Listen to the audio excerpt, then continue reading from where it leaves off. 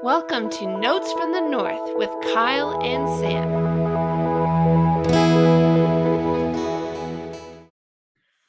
Welcome back to Notes from the North, the official podcast of the Vikings Gazette. We're proud to partner with Vikings Territory and Purple PTSD. And if you're looking for great Vikings content, be sure to swing by those sites. And of course, you're always welcome at the Vikings Gazette or vikingsgazette.com, as I'm making sure I do now. Just vikingsgazette.com. That's Sam and I have messaged a little bit about that this week. It's the Vikings Gazette, but it's just vikingsgazette.com. It's kind of my fault. I should have just done the vikingsgazette.com, but here we are. Oh, that's great. And before we jump into first down, I do have to ask Kyle, things have changed significantly in your life over the past week. Yeah, I missed last weekend's content. Felt a little bit bad for it, but then on Monday I posted the article One More Vikings Fan, because on Saturday, from Friday night through to Saturday night, my wife was in labor, gave birth to our first child, a beautiful baby boy.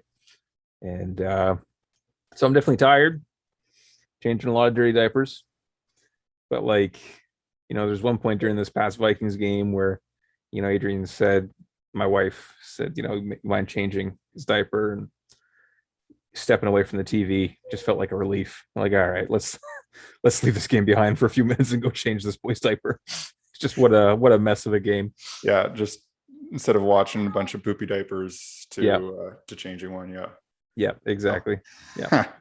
That's fun. That's awesome. Well, I know we've talked, but congrats. That's super exciting and a lot of fun. I know when we were recording our last podcast, it was like, this could be any minute now. And so now that it's happened, I was getting the text ahead of time. I'm like, hey, be on standby. You could be doing this solo. And thank goodness it didn't happen. But this is exciting. This is great. Just starting off the season with one more Vikings fan.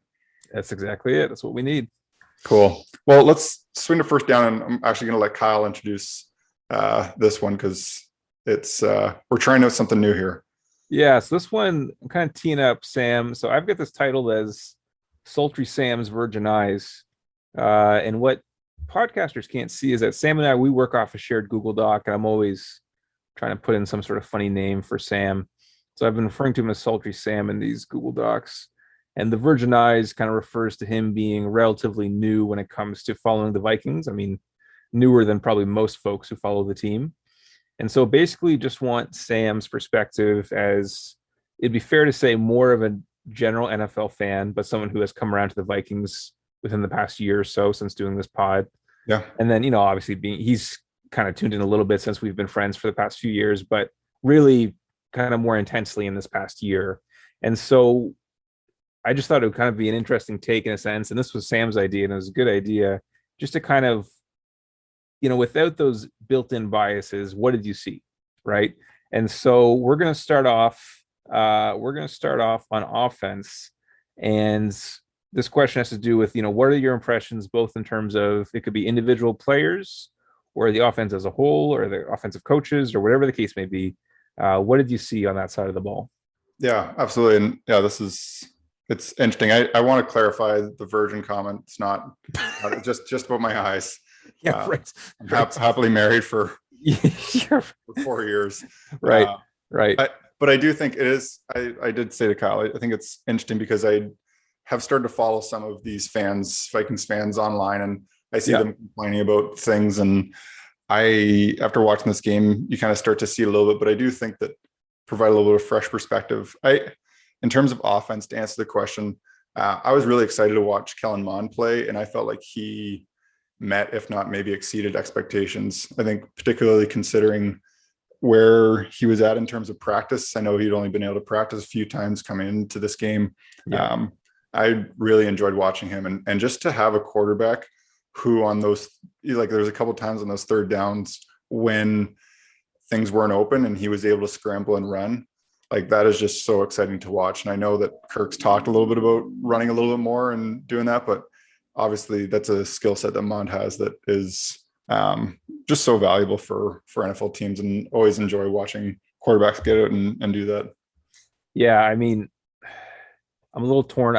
Mond looked better than Browning. He looked far more decisive, more zip on his passes, but I don't actually think he played that well. I mean, he was 6 for 16, 53 yards, five carries, 25 yards.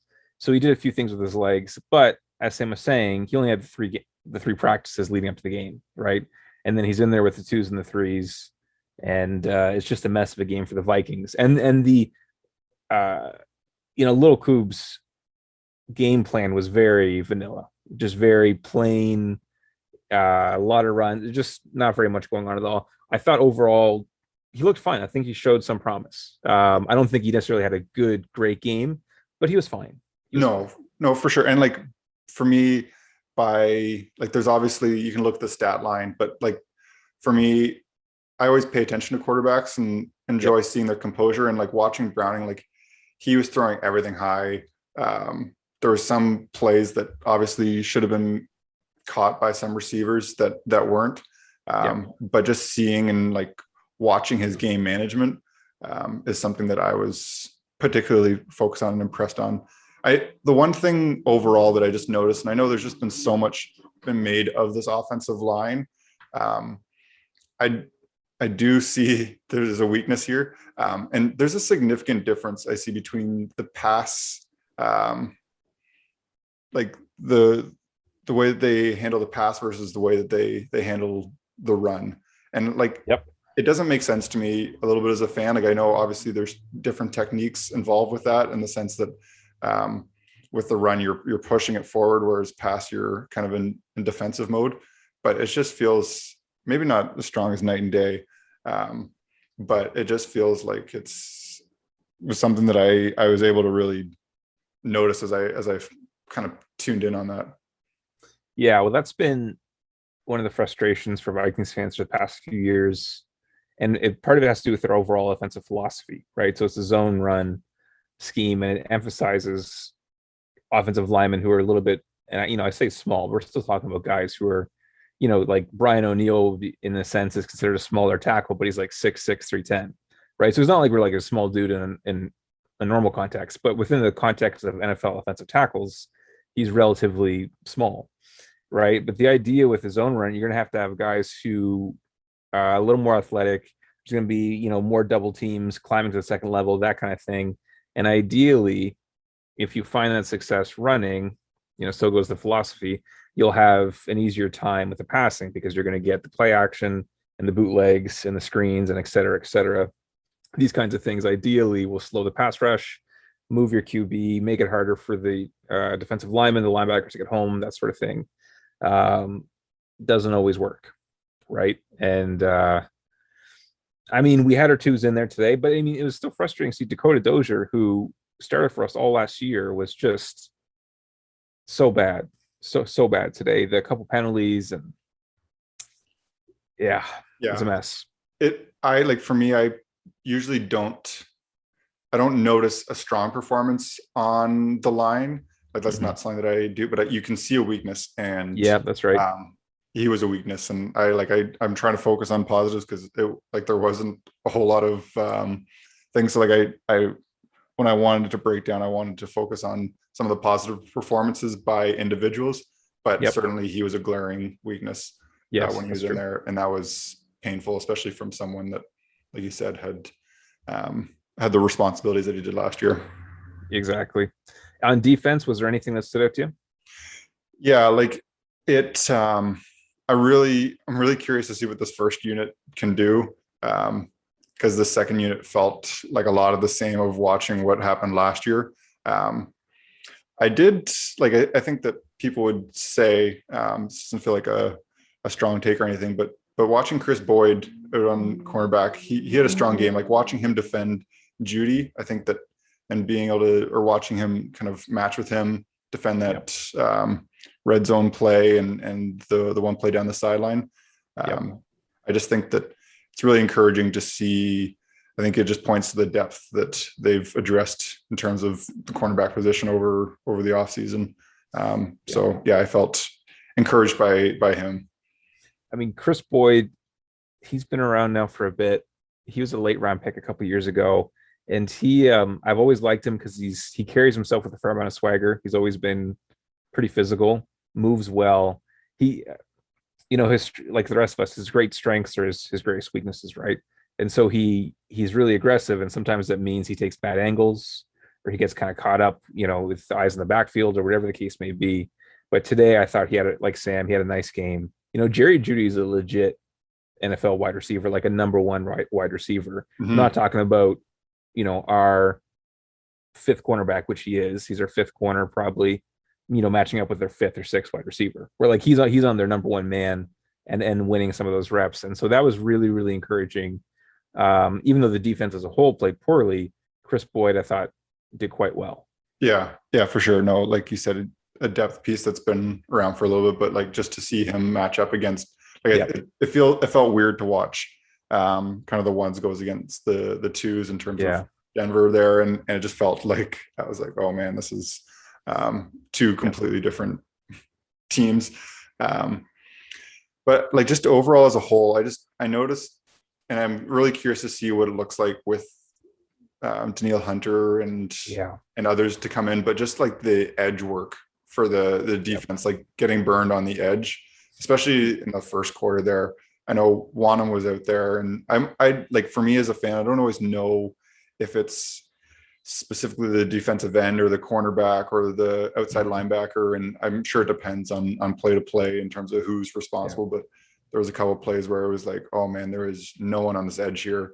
There just wasn't a strong enough presence from there, and there just really wasn't a whole lot of pressure that was brought on the quarterback, and that was definitely a weakness that I noticed last year, and was definitely present today again. Yeah, I mean, our four best defensive linemen, Hunter, Pierce, Tomlinson, and Richardson, none of them played today, right? And then our linebackers and the corners. And so I don't want to overreact, but it is disappointing. Armon Watts, backup D tackle, he should be our DT4. He should be our fourth defensive tackle. He got washed out of at least a few plays that I saw. When he's getting pushed back into the linebackers, well, now you're not even neutral. You're actually negative value because you're getting in the way of other players on the team, and then DJ Wanham failing to set the edge a few times. That was a little disappointing, just insofar as these are guys who are going to be playing some meaningful snaps for us. And I realize there's a broader context in that, if Wanham is playing alongside, Tomlinson, Pierce, and Hunter, life gets a lot easier, right? Like, 'cause he's not at all the focus for the offense, right? So he has better matchups, and I get that. But I was personally hoping for a little bit more. But again, one preseason game, it was twos and threes. I mean, I think at the final count was 30. I was just looking at the Vikings.com article. I think it originally said 30, but I think it now says 31 players out. I mean, do the math. There's 11 starters in offense, 11 starters on defense. That's 22. So we're not even talking about all of our starters. It's all of our starters and a lot of our backups too, right? And so, it's twos and threes out there, right? Like, and it's the first preseason game. Let's not overreact too much. There's a couple disappointing performances for sure, and Zim's not going to be happy. But it's how it goes, I think. Yeah, it just feels like the defense, just like watching it feels like there's so many holes right now. Like watching what Denver was bringing today, it was like, oh man, it feels like everyone on the defensive end is kind of being blocked. Like it feels small almost. I don't know. It feels like the play, like it doesn't feel. I think sometimes a defense can make the field feel small, and just this Vikings defense, the field just feels so big, and it just feels like there's so many holes. And so it will be interesting to see. I think particularly on the defensive line, what some of those starters can bring. But you do need these guys because the people that are playing today are one play away from being the guy that needs to come in and have that responsibility. Yep, exactly. Good. And I don't know, did you want to talk about special teams at all, or? I mean, for specials, Greg Joseph hit both of his kicks. That's excellent, I guess. I mean, they're both short, but even still, they looked crisp and confident down the middle. I was disappointed that I was a little disappointed with Emir Smith-Marset. Like, I kind of thought that maybe there'd be a little bit more from him today, but that was both specials and on offense. But this is one of those ones where I'll go back probably Monday morning, and rewatch the game, and yeah, we'll see.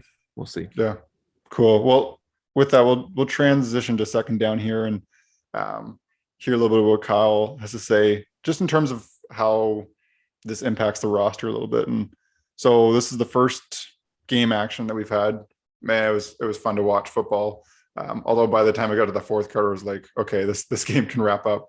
At least for me personally. But like, what would you say? What kind of impact would you say this game has on the roster as we move forward? Yeah, I mean, the most obvious in a sense is that right now the Vikings have 90 men. You're allowed to have 90 players in your roster. They need to trim that down to 85 by the 17th, which is Tuesday, I believe, right? So, within the next couple of days here, we should expect to see at least a few moves. I suspect they're going to get rid of that fourth QB because he didn't even get in the game today. So, why hold on to him, especially when Nate Stanley wasn't even playing today. So it's actually their fifth QB. So he's going to be one of the five, I imagine. And then from there, we'll see. I mean, I just can't justify a spot for Dakota Dozier at this stage. But the coaches seem to like him, and they seem to value. I mean, he started all last season, and he played awful. And then they signed him again in the offseason. So, I mean, I wouldn't be surprised if they cut him. They put him out there and show us something. And what he did was actually give the team negative value. To me, I find it hard to, if you talk about on the game broadcast, they're mentioning, stock up, stock down, whose stock is going up, whose stock is going down. There aren't too many Vikings come out of this game with their stock going up.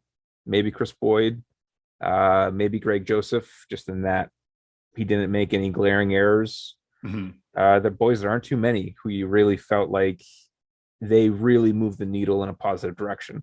There are several, in contrast, who move the needle in a negative direction. And it's going to be interesting to see if it's just kind of those fringe guys, the undrafted free agents who are just barely hanging on, who get cut in these next few days, or if it's someone like Dakota Dozier, who is a seasoned vet, a journeyman, started all last season. Would they cut one or two of these guys? That's going to be the most fascinating thing for me. And I guess, like, for me, when I think about those cuts, like, it feels like those guys that they would cut would be low ceiling guys, like guys that you don't see that. And like, do you see Dakota Dozier having a high ceiling at all, or like no?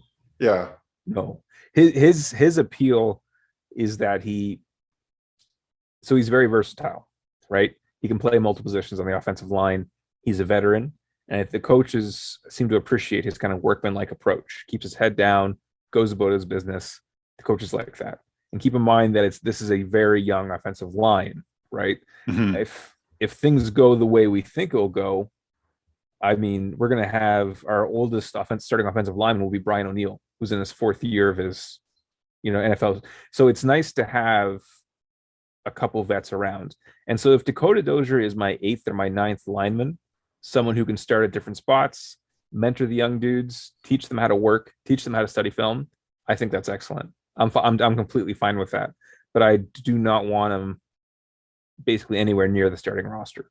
Is kind of where I stand, and I wonder if him being in there the way that he was that just strictly because he's one of the twos now and the twos were in, or is it because we're trying to get a really solid evaluation on him to make a decision?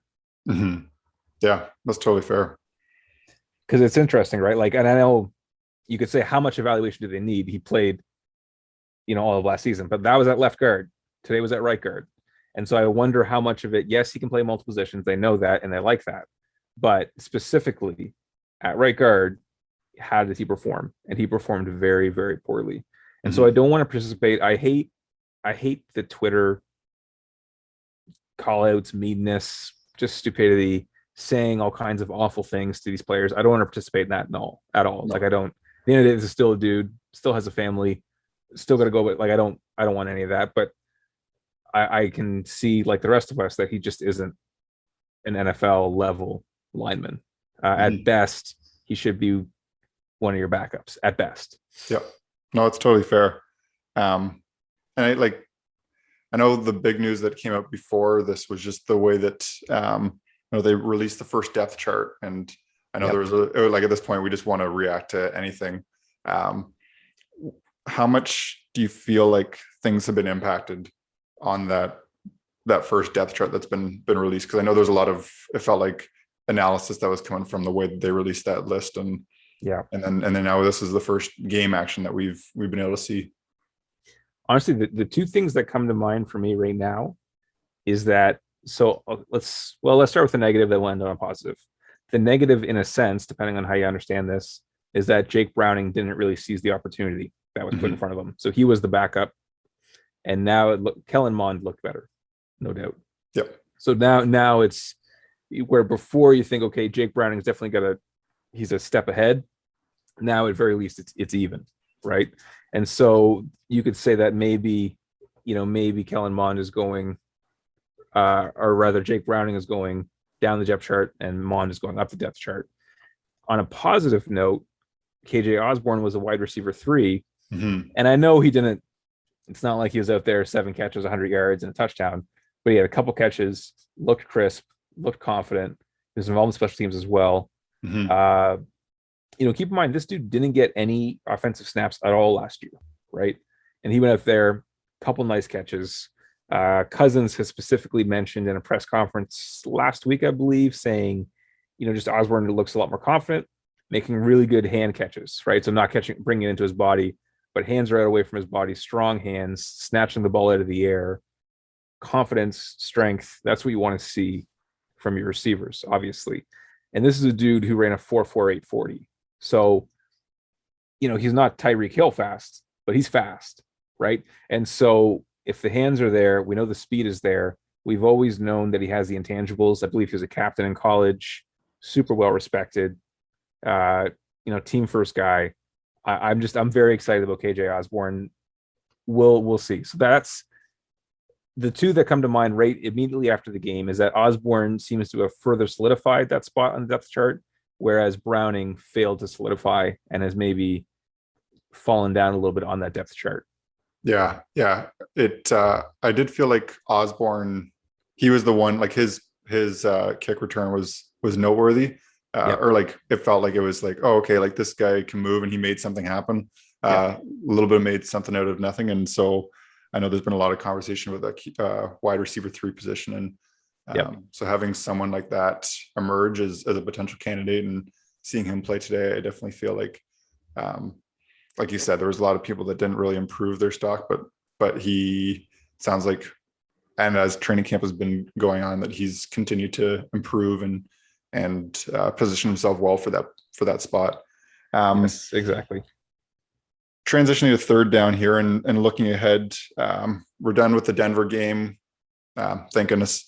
Thank goodness. We're done with, we're done with first game. Before we kind of move on to looking ahead, I did want to say, scale of 1 to 10, how do you feel, or how much emotional energy, I guess, almost do you take from what just happened with this game? We're recording like right after the preseason game. So like scale of 1 to 10, how, in terms of how much I should care. Yeah, I guess how much do you care? How much should you think people, or how much should people care about what we just watched? 3 out of 10. Yeah. 3 out of 10. It's the first preseason game. I mean, yeah, some of these guys have to contribute. I get that. First preseason game, 31 of our dudes weren't playing. 31. Right? You could, that's gosh, that's a lot of players, and a lot of really good players at that. So yeah, I would have liked to seen a better effort, but 3 out of 10. Yeah. If we go out in game number 2, and maybe this is a good transition to get into the Colts game. If we go out in game number 2 and look like this or close to this, then that 3 out of 10 now is a 9 out of 10 concern, right? So I mean, in terms of third down, what do we look for in this Colts game? Well, one, I'm looking for considerably more swagger and confidence. I don't necessarily expect a ton of creativity, from either the offense or the defense, just in the sense that, I mean, neither Zim nor Little Coob want to give away any of their stuff in the preseason, but they should, it should be more dynamic. There should be more flow. There should be more confidence. It should be just way crisper and tighter. I mean, with what you're saying about when the Vikings defense was on the field, it felt like the opposition had a ton of room. Well, it shouldn't feel that way. When you have Dalvin Tomlinson and Michael Pierce in the middle, it should feel like Indianapolis doesn't have a lot of room to operate, right?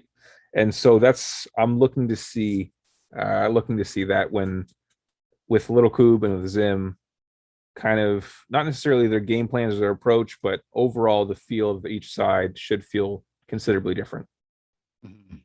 Yeah, that makes sense. And like in terms of positions, is there anything that you're really looking forward to, or like looking ahead in terms of some competition at specific positions, or certain battles that you're particularly looking for as we move into these preseason games, particularly next week against the Colts? I don't know if this is a lame answer or not. I'm really curious to see what Riley Patterson does, the kicker. Yeah. Right. Because I mean, Greg Joseph wasn't really challenged that much today, but I do want to see what Patterson can do. Because obviously we've had our kicking woes in Minnesota. After that, I really want to see Cameron Dantzler and then Bashad Breeland. And so what happens at that second corner spot, right? And so the first that I think of are those two. And then from there, I want to see Oli Udoh at right guard. I want to see Oli Udoh at right guard. I want to see Rashad Hill at left tackle. I want to see those guys up front and just see how they work. What kind of lanes can they open up for Dalvin Cook, for Madison? I don't imagine Dalvin Cook will get very many carries, but maybe he'll be in there for a series or two, and we'll see. We'll see what kind of cohesiveness that front five has and what they can do to open up some holes for the running game. Yeah. Well, I'm curious. That was one of the things I wondered. Like, obviously, teams got different strategies in terms of who's playing what games, and like it was kind of weird to see Denver starting off. I don't like Drew Lock, Teddy Bridgewater was kind of fun to see. Then Jerry Jeudy, like just to see some of those guys like to play and play a couple drives. Yeah. And so obviously different teams have different strategies, and I think it's good for Minnesota to really figure out some depth, because it does feel like while there's some competition at some spots, there are some guys that you've got their names are in pen on that roster. Yeah, that's right. But it's going to be interesting to see. And like you said, I do think it's important for them to get started here, because like they flashed that schedule up again during the game, and that Cincinnati game one feels like as close to a must-win game one as you can kind of get. I mean, there's no such thing as a week one must-win, but when you look at the schedule and how difficult it gets, it really feels like it's a game that you need to have, right? Because you're facing some tough teams. We get the AFC North as our AFC opponent. So, I mean, Baltimore, Pittsburgh, we're facing some tough teams, man. Like, I know Cincinnati is a bit of a joke, but and then the North is obviously difficult. Arizona in week 2, we've got Seattle again, not long after. So yeah, we got to be crisp, right? And it's interesting. I was a little bit surprised. We only have 3 preseason games this year. Usually you have 4. Oh, right. Yeah. So that's part of why today was so weird. I think Denver was treating this game as if it was the second preseason game, in which traditionally you would play your main guys for part of a quarter, that kind of thing. And then in the third preseason game, that's your dress rehearsal. Maybe your guys play the whole first half, that kind of thing. And then fourth is usually going to be your second and third string guys, and you make your decisions. Minnesota, instead of treating this first game as game number 2, they essentially just let all their starters rest. And I think, I'm just speculating now because I'm not in the coach's room and Zim doesn't ask my opinion, but I've heard him say several times that, he just, if my guys take care of me, I take care of them. If they practice well, if they show up, if they study hard, I'll give them time off. And I know he's given veterans off at various points so far.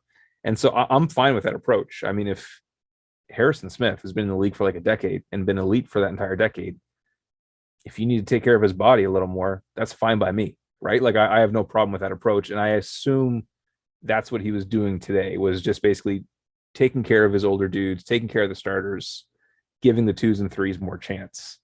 But boys, it was ugly.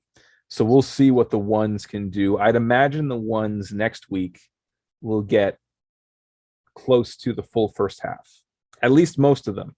I mean, Justin Jefferson's coming off the shoulder injury. Good chance he doesn't play at all the preseason. I wouldn't be shocked if Dalvin Cook only played a couple games. Because, I mean, some of these guys either who have an injury history like Cook or like Jefferson, who's currently dealing with a bit of an injury, what's the point? Like, what do you really accomplish? Yeah, it's nice to kind of give him a few reps, but it's not worth it, right? So some of those guys won't be in, but for the most part, the ones should be there, and they should be there for a considerable amount of time. And so it will be interesting to see what kind of response this team has, because that's important, man. Like we spiraled at the end of that last season. Things just kept getting worse and worse and worse. You know, and this tiny little snowball at the top of the hill, by the time you get to the bottom, it was this huge boulder, right? So obviously we don't want that this year. So we had a very, very poor performance this week. We play 7 days from now, next Saturday. How do we respond? Right. And so I'm looking for a strong response, and we'll see. We'll see. Yeah. Yeah. I didn't realize that it's 3 preseason games now instead of 4. That was part of the switch to 17, because it's 17 regular season games. It makes sense. I just hadn't paid attention. And like, in some ways it always feels like 4 preseason games is so long. And so it's nice to speed it up. But after watching that game, I'm also like, it'd be nice to maybe have a 4th one to throw in there to like, we might need it. It'd be nice because you don't want that 4th preseason game, which is now essentially game week 1, to be a preseason game. So there's definitely it makes things more real. Like things got to pull together because the season starts very, very soon. And like if you're not motivated now, and if things aren't clicking now, then there's not a whole lot of time to fix that. That's exactly right. It's time to get going. Good. Any other comments before we finish off with the odds and ends? No, man, let's hit the odds and ends. What do you got for us? This Minnesota Wild, what's going on? Minnesota Wild. Well, shortly after we released on Monday, there's an interesting tweet that came out and report that came out about Kirill Kaprizov, and I know I had said, I think it was last podcast, I had said, you know what, don't expect anything before September 1st. And Frank Saravalli from he's at Daily Faceoff now. He tweeted out saying that Kaprizov has a tentative agreement in place with CSKA Moscow on a 1-year, 8-figure deal in US dollars. Wow. And it's going to begin on September 1st if a contract is not materialized. Definitely turns up the heat. I know there's definitely some different reports I heard saying, like, you know what, like there's actually not, there may not be enough money with the way the KHL works with their contracts for that to actually be a real thing. But they would be interesting to see how Minnesota responds, because this is a tactic. I think the point in the sense of what I was saying of don't expect anything by September 1st is that there are tactics that are in play and things are happening. But I think that there is, because of Kaprizov and his history with the KHL and that possibility, the threat feels a little bit more real, but it still seems, I don't know. I still haven't yet hit the panic button, but I'm also not, I'm just a Minnesota Wild reporter, not a reporter. But I'm watching from this side rather than being like desperately invested as a fan.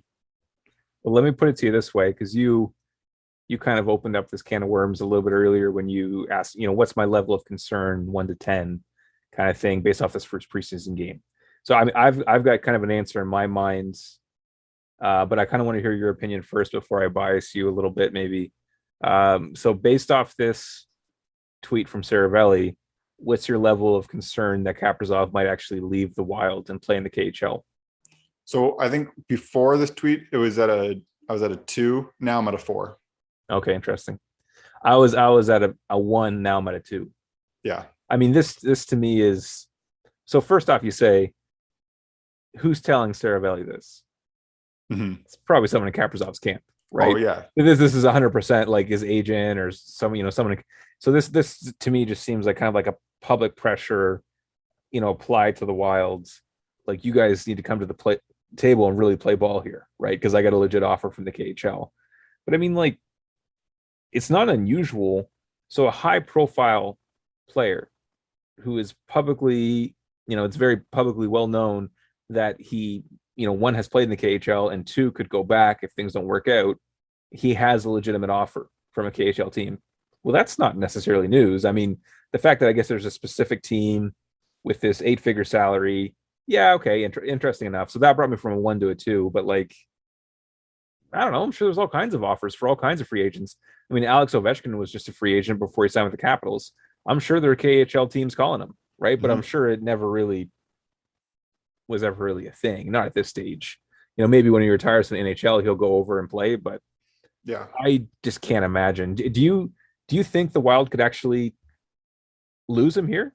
Yeah, like I don't. And I should say, like, when you say 1 to 2 and I said 2 to 4, like I feel like I like my 4 was still like to me like quite low. Like I don't think that he could go. I think he did stay in the KHL for a while, and so I think that Yeah, he did. He there did. is Yeah. some like connection there. Like he wasn't one of those players that rushed over and started playing the NHL.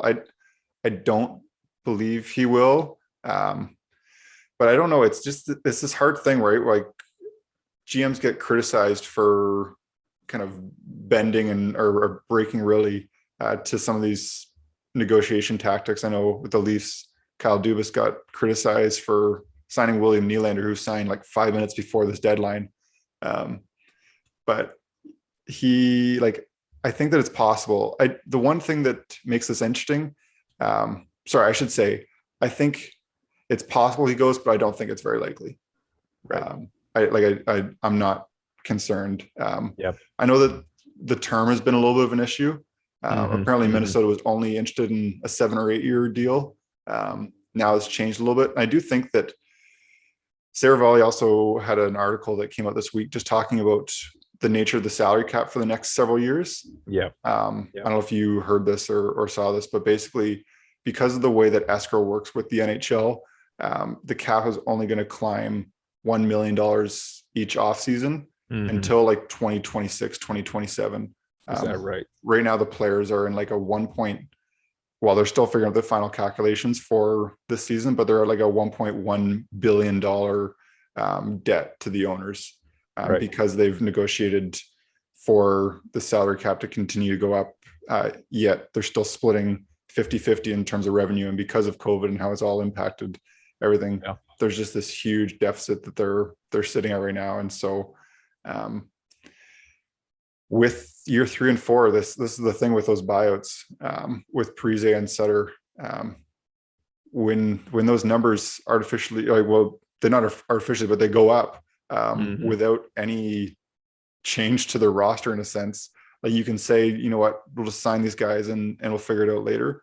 But you do not want to be sitting in a position in the off season of before 2023, 2024, sitting there needing to shed salary and to be at the mercy of a team helping you out and having to offload significant assets to get rid of a contract. So it's just, there's just a lot of different factors here. And so it's going to be really interesting to see how Bill Guerin, the GM, handles all this. I will say, and I'm sticking by, I'm saying I think it's a 2 out of 10. I don't think it's likely. I'm not losing any sleep. But this would be such a Minnesota sports moment. If they lose, they get this young stud just entering his prime, dynamic, just excites the fan base, and seemingly revives this team, and they go to the playoffs. And they lose them to the KHL. It'd be a very Minnesota sports kind of moment.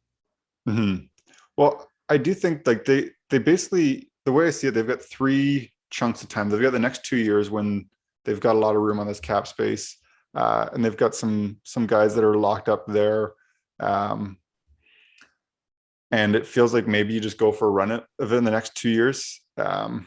Although like even year two, they're at $12 million in terms of 12.7 in terms of dead cap space, and it goes to 14.7. Like I like in some ways it feels like they could go for it this year, and then years 2 to 4 really they're in trouble. And so I know some people even suggested, you know what, sign Kaprizov, sign him for 4 years, trade him for a boatload at the end of the 4 years and start fresh, because just the way that this team's at with players in their prime,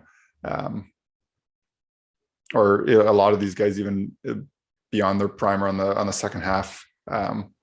It's a tough spot to be in as a team. It is. But one thing I can say for certain is that they need to find some sort of solution for Kaprizov, and one that's not, 1 or 2 or 3 years, at least probably 5 or 6 years. Ideally something that is, I don't know how high you want to go for Kaprizov.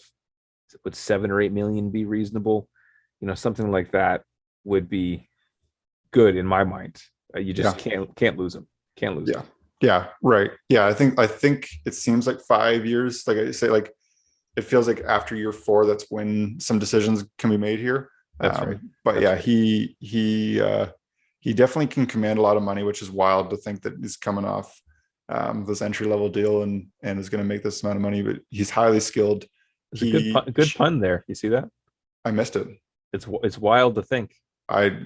You know what? It's a skill. It just flows out of him naturally. It just flows. It's just natural. Yeah, I don't know. He changed the way that this team was viewed in many ways from my vantage point last year. Yep. And so he has the ability. He's got a lot of negotiation powers here, and so he's got all the leverage. We'll see. You know what? Maybe knowing how the time has gone, maybe he'll sign a big deal Monday afternoon after we're done. That's right. Exactly. And we'll get to break it down. I know Fiala was reported to be close on a deal, so we'll see what that means. Yep. But it's definitely an anxious offseason for Minnesota Wild fans. True enough. Well, hopefully they come to some resolutions here soon. Yeah, absolutely. Well, anyways, we want to thank people for listening. It's been fun. We get to break down an actual football game. And so from here on out, this is our weekly gig now. We get to actually talk about games. We get to talk about what's really happening. Be sure to stop by VikingsGazette.com for great Minnesota Vikings news, commentary, and analysis. TVG can be found on Twitter and Facebook at Vikings Gazette. Thanks, everyone, and we will talk with you next week.